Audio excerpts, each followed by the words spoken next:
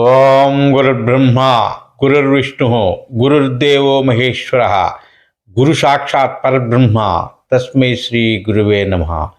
నారాయణ సమారంభం శ్రీ శివానంద మధ్యం రామానంద అవధిమహం వందే గురు పరంపరం యోగీశ్వరం ప్రణమామ్యహం.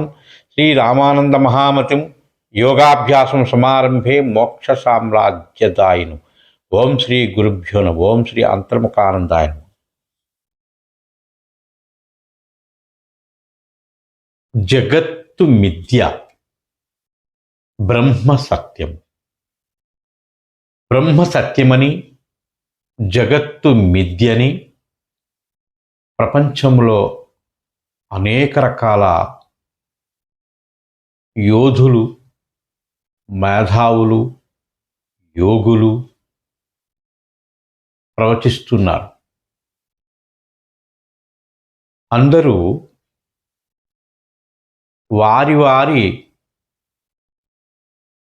అనుభవాలు, శాస్త్ర ప్రమాణాలతో సహా వారు చెబుతున్నారు. జగత్తు మిథ్య అంటే ఒకప్పుడు ఉండేది, మరొకప్పుడు లేనిది. బ్రహ్మ సత్యం అంటే బ్రహ్మమొక్కటే, పరబ్రహ్మమొక్కటే అని చెప్పినట్లుగా బ్రహ్మమొక్కడే సత్యము.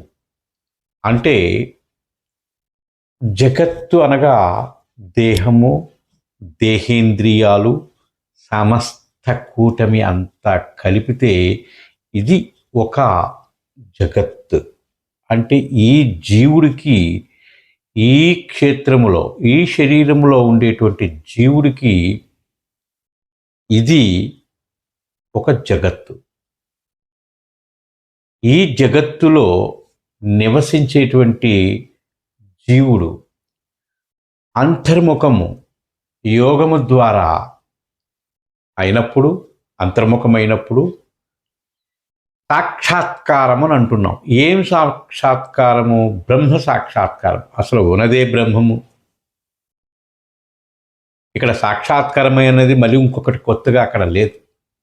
ఆ స్థితికి, బ్రహ్మస్థానానికి వెళితే బ్రహ్మం. బ్రహ్మస్థానానికి వెళ్ళనంత కాలము జీవము. అంటే జీవుడు మనసు, బుద్ధి, చిత్తము, ఇంద్రియాలు, అహంకారము, అరిషట్వర్గాలు, అంతఃకరణ చతుష్టయాలు, కర్మేంద్రియాలు, జ్ఞానేంద్రియాలు, ఇదొక ప్రకృతి జీవునికి. ఇక్కడికి వస్తే మళ్ళా ఈ ప్రకృతి సంబంధమైనటువంటి ఇంద్రియాలతో తాదాత్మ్యం చెందుతారు. కాబట్టి ఈ ప్రకృతి ఇదంతా జగత్తుగా వ్యవహరింపబడుతుంది. గనుక ఈ దేహ ప్రకృతిని విడిచిపెట్టి, అంటే దాన్ని దాటి స్వప్న, సుషుప్తి, జాగ్రత్త, అంటే జాగ్రత్త, స్వప్న, సుషుప్తి, ఈ మూడు అవస్థల్లో ఈ ప్రకృతితో తాదాత్మ్యం చెందుతున్నాడు. ఈ తాదాత్మ్యం చెందుతున్నటువంటి జీవుడు నాలుగో అవస్థ అయినటువంటి ఆ తురీయ అవస్థకి ఎప్పుడైతే వెళ్ళాడో అప్పుడు తాను బ్రహ్మము, నేనే బ్రహ్మము అన్న విషయాన్ని క్షుణ్ణంగా గ్రహించగలుగుతాడు. అయితే మనస్సు లేకుండా ఎలా గ్రహిస్తాడు? మనస్సు అనేది అక్కడ ఉంటే గ్రహించేది బ్రహ్మతత్వం ఎలా అవుతుంది అని చాలామందికి సందేహం ఏర్పడవచ్చు. ఇక్కడ మనస్సు అనేది రెండు విధాలుగా ఉంది. ఒకటి, దేహేంద్రియాలతో తాదాత్మ్యం చెందుతుండేటువంటి మనస్సు, ఇవన్నీ విడిచిపెట్టి మీదకు వెళ్ళిపోతే అంతర్ముఖమైనటువంటి శుద్ధ మనస్సు. ఇది అశుద్ధ మనస్సు. మనోహి ద్వివిధం ప్రోక్తం శుద్ధంచ శుద్ధమేవచ అని ఉపనిషత్తు చాలా క్షుణ్ణంగా చెప్పింది. ఈ దేహేంద్రియాలతో తాదాత్మ్యం చెందుతున్నంత కాలము అశుద్ధము మనస్సు. వీటిని దాటి ఎప్పుడైతే మనం అంతర్ముఖమయ్యామో అప్పుడు శుద్ధ మనస్సు. కనుక ఈ శుద్ధ మనస్సు పొందాలి అంటే ఈ ప్రకృతి, ఈ జగత్తును అంతటిని విడిచిపెట్టి, అంటే దాటి సాధన ద్వారా అంతర్ముఖం అయితే, ఆ అంతర్ముఖంలో పరబ్రహ్మతత్వాన్ని గ్రహిస్తే, పరబ్రహ్మతత్వాన్ని గ్రహించిన తర్వాత తానే పరబ్రహ్మమై ఉంటే, తానే బ్రహ్మమైనటువంటి స్థితి ఏదైతే ఉన్నదో అది శుద్ధ మనస్సు. ఆ శుద్ధ మనసులో తనను తాను తెలుసుకొని తనలోనే తాను లీనమై నిత్యము ఆ ఆనంద స్థితిని అనుభవిస్తూ ఉంటాడు. అప్పుడు కదా శుద్ధ మనస్సు, అప్పుడు కదా పవిత్ర మనస్సు.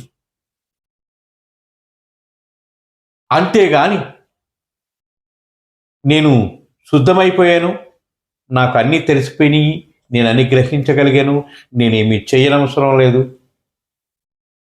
నాదంతా పరిశుద్ధ మనసు అయిపోయింది, నేను పరిశుద్ధుణ్ణి అయిపోయానంటే అలా అన్నంతకాలము అది అక్కడే ఉంటుంది, అది ఇంకా కానట్లుగానే ఉంటుంది.